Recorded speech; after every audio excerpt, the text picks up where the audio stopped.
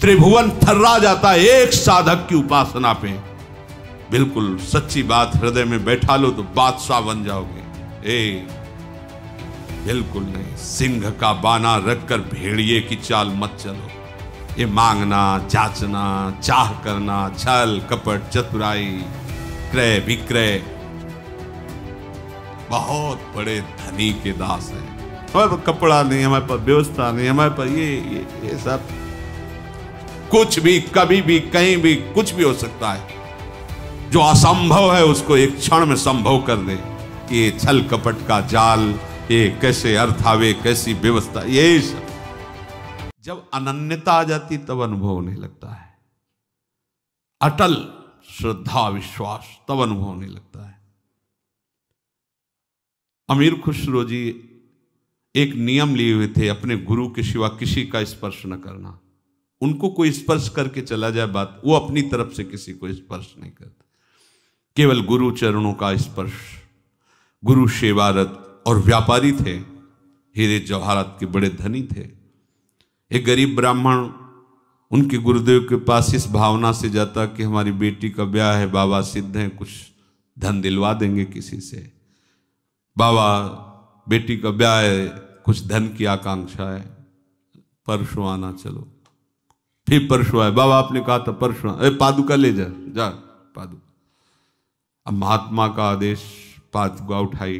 अब संत की पादुका तो सर पे रखी, पर सोच रहा था कि पादुका से क्या होगा, मुझे तो अर्थ चाहिए, भोजन खरीदना है, स्वागत के लिए व्यवस्था करनी है। बाबा ने पादुका दे के फुसला दिया, पर कुछ तो होगा, सिद्ध संत है, अगर पादुका दी कुछ तो होगा। सोचता ही जा रहा था। अमीर खुसरो को गंध आई सदगुरुदेव की, है आसपास सदगुरुदेव का कुछ है। ये देखो गुरुदेव की अनन्यता, मेरे सदगुरुदेव का कुछ है आसपास। बस ऐसे पागलों की तरह देखने तो देखा, एक पादुका रखे आदमी, रुका, कहां से आ रहे हो? बताया मुख संत के पास, गुरुदेव के पास से। ये गुरुदेव की पादुका? हाँ। कितने हो भाग्य तुम्हें, गुरुदेव ने पादुका दी। मुझे पादुका थोड़ी चाहिए था, मुझे तो धन चाहिए। धन? ये 13 ऊंटों पे हीरा जवाहरात लदा, मुझे पादुका देगा? वो ले लो, बोले ले जाओ, मैं नौकरों सही थी, सब ले जाओ। गए, पादुका, गुरुदेव पादुका लाया। अच्छा रख दे, कितने की? 13 ऊंटों में हीरा। हाँ सस्ते ले लिया, चलो। एक गुरुदेव की अनन्यता आभास करवा, मेरी गुरुदेव की कोई वस्तु है तो परम देव, आराध्य देव में यदि तन्मयता हो गई तो वो तो कण कण में है।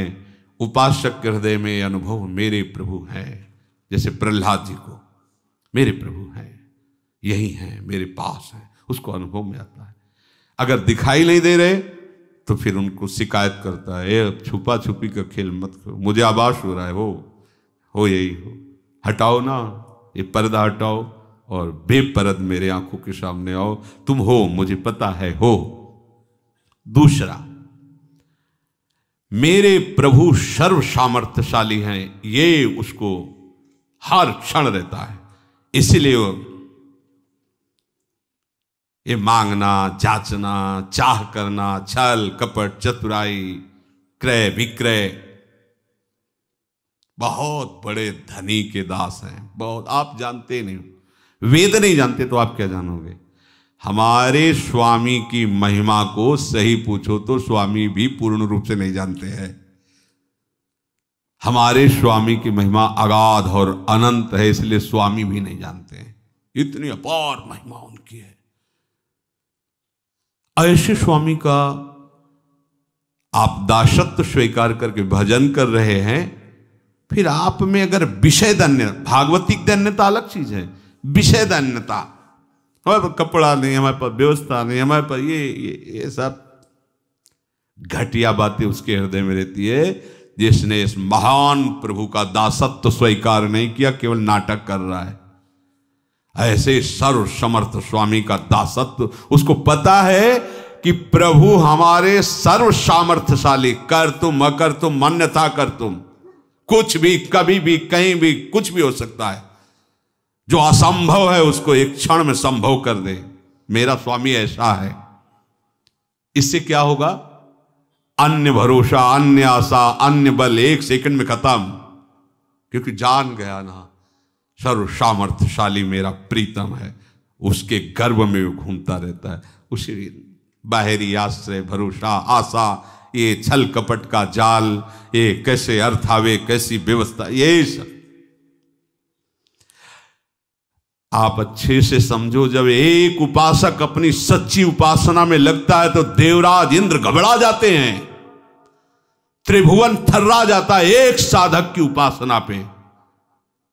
फिर आप इतने साधक उपासना कर रहे हो, आपको सोचना पड़े भोग के लिए, आपको सोचना पड़े व्यवस्था के लिए, तो आप कहां हो? सोचो आप कहां हो? एक तपस्वी, एक उपासना में रत उपासक जब हिल जाता है त्रिभुवन, आप हो क्या? आप हरि के दास हो, महामहिम त्रिभुवनपति, अखिल ब्रह्मांडों के मायाधीश के सेवक हो। तुम समझते क्या हो? ये घटिया बात नहीं रहनी चाहिए। नहीं, बिल्कुल सच्ची बात हृदय में बैठा लो तो बादशाह बन जाओगे। बिल्कुल नहीं, सिंह का बाना रखकर भेड़िए की चाल मत चलो। नहीं, बिल्कुल नहीं। प्राण निकल जाए, स्वामी के दासत्व पर फर्क नहीं पड़ना चाहिए। आप किनके दास हो? विषय दास हो, ईश्वर्य दास हो या हरिदास हो? हरिदास हो तो फिर सब विषय ईश्वर तुम्हारे चरणों में लुटता घूमेगा। तुम समझो अपने को कौन हो? हरि के हो।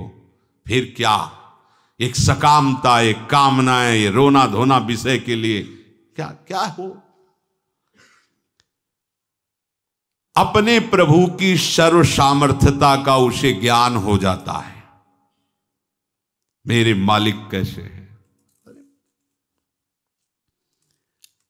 अपार सामर्थ्य प्रभु में। सोचो, आप जरा सोचो।